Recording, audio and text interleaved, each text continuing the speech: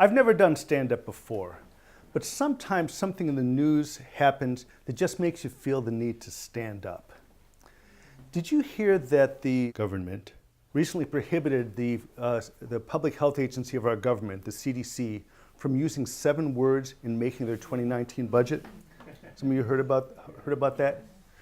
Well, that reminded me of George Carlin. So you've heard of George Carlin. So his monologue on the 7 words you can never use on TV is 40 years old. But the words still are a bit shocking. Shit, piss, fuck, cunt, cocksucker, motherfucker, and tits. Now, it was a kinder, gentler time back then. But people criticized it a lot. There were a bunch of people who criticized the redundancy between the F-bomb and mother F-bomb. And Carlin himself questioned whether tits actually belonged on the list. I have a fondness for some of these words, a personal fondness, and maybe some of you do too. My fondness for, okay, we'll talk later. My fondness for one of the words in particular started when my daughter Carolyn was 5. Okay, stuff happened before then, but it started when she was 5, and it was a Saturday morning, and we were leaving a crowded mall, and I'm holding her hand, and I see her sounding out a word that someone had written in the wet cement, and she looked up at me in all innocence, and she said, "Daddy, what does fuck mean?" Well, there were a lot of people hanging around, and I did the worst thing you can possibly do. I stalled for time. Well, what did you say? And thinking her old man's going deep, she said, "Fuck, Dad! What does fuck mean?" Well, everybody kind of stood there and said, "This is going to be interesting. What's the answer?" And I said, "Honey, it's a very bad word for a very good thing." Carlin's 7 words actually led to a Supreme Court decision that created a safe haven between 6 a.m. and 10 p.m. when these words are not allowed. However, our president recently rehabilitated one of these words. It turns out that when you're talking about the country from which you will and won't accept immigration, if you follow the word shit by the word hole, it gets said on TV all the time. What are the new 7 forbidden words? Are they as offensive as shit, piss, fuck, cunt, cocksucker, motherfucker, and tits? Thank you. I need all the help I can get.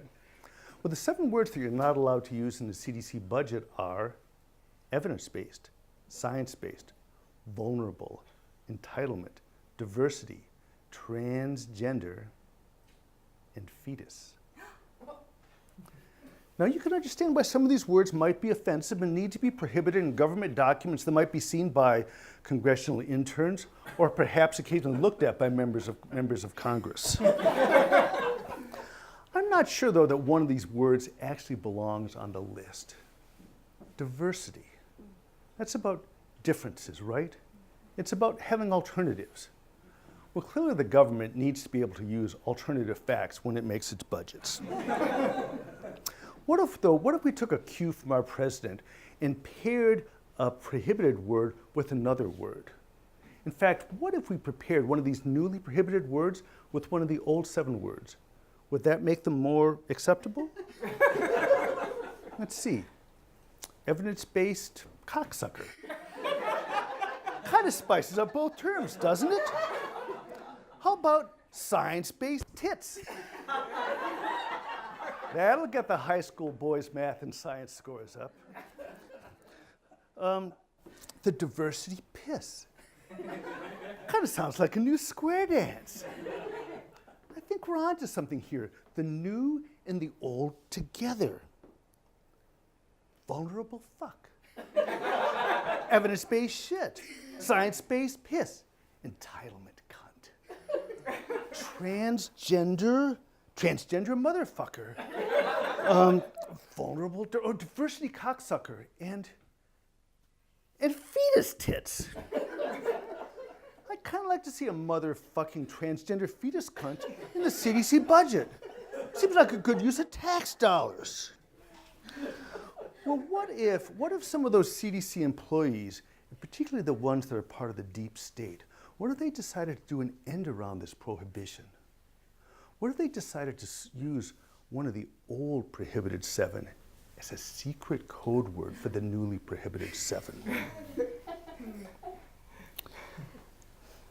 Maybe TITS could stand for diversity.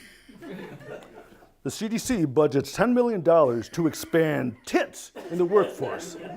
Or SHIT could stand for science-based. The CDC makes shit recommendations.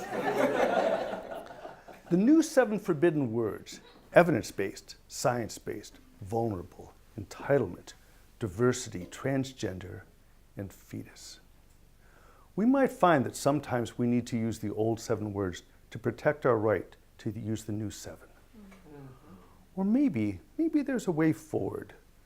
What if we paired words that are old and new together? And what if together we decided that we're about action and reflection, freedom and responsibility, individual and community, righteousness without self-righteousness, listening and listening again, liberty and justice for all.